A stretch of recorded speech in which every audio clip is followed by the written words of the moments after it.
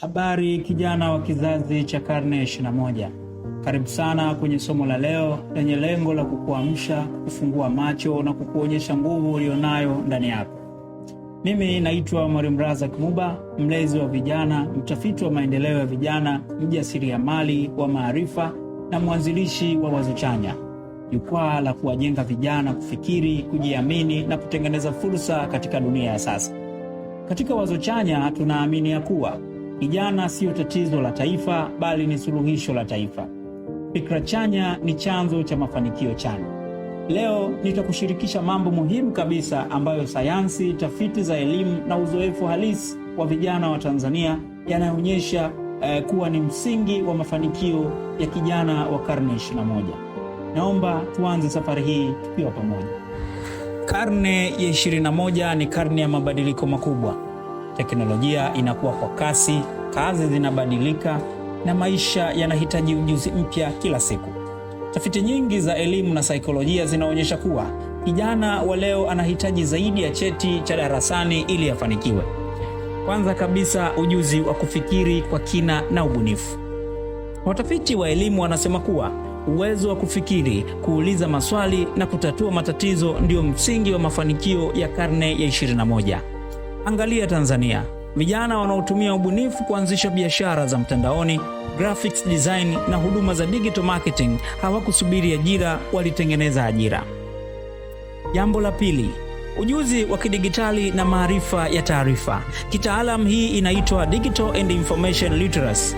Tafiti zinaonyesha kuwa mtu anayejua kutumia teknolojia na kuchambua taarifa sahihi ana nafasi kubwa ya mafanikio kiuchumi.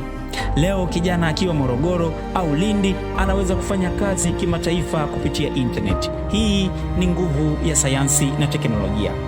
Jambo la tatu, fikra za ujasiriamali. Uchumi wa dunia unaelekea kwenye watu wanaojiajiri.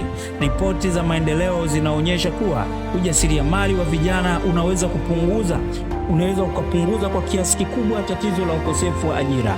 Mfano, Tanzania, vijana wanaofanya kilimo cha kisasa, ufugaji wa kuku wa broiler au biashara nyingine zote wanathibitisha kuwa elimu plus ubunifu sawasawa na fursa. 4. Ujuzi wa mawasiliano na uongozi. Tafiti za saikolojia ya kazi zinaonyesha kuwa zaidi ya 70% ya mafanikio kazini hutegemea ujuzi wa kuwasiliana na kufanya kazi na watu, si alama za darasani pekee. Kijana anayejua kuzungumza, kuandika na kuongoza wengine ana nafasi kubwa ya kufanikiwa. 5. Kujifunza maisha yote. Sayansi inaonyesha kuwa dunia ya kazi inabadilika haraka, hivyo mtu lazima ajifunze kila mara. Leo unaweza kujifunza coding, digital marketing au data analysis mtandaoni na ukawa mshindani duniani kote ukiwa Tanzania. Na mwisho ni maadili na nidhamu ya kidigitali. Utafiti wa usalama wa mtandao unaonyesha kuwa vijana lazima wajifunze kutumia mitandao kwa busara, kulinda taarifa zao na kujenga taswira chanya mtandaoni. Jina lako la kidigitali ni mtaji wako wa baadaye. Mwisho, kijana wa karne ya 21, kumbuka ndani yako kuna uwezo mkubwa kuliko unavyodhani. Dunia inasubiri fikra zako, ubunifu wako na hatua zako. Usingoje mazingira ya kubadilishe, badilisha mazingira kwa fikra zako chanya. Katika Wazo Chanya tunaamini kuwa fikra chanya huzaa matokeo chanya. Kila kijana ana uwezo wa kuwa kiongozi wa mabadiliko. Ndoto bila hatua ni ndoto, lakini ndoto iliyo na hatua ni hatima.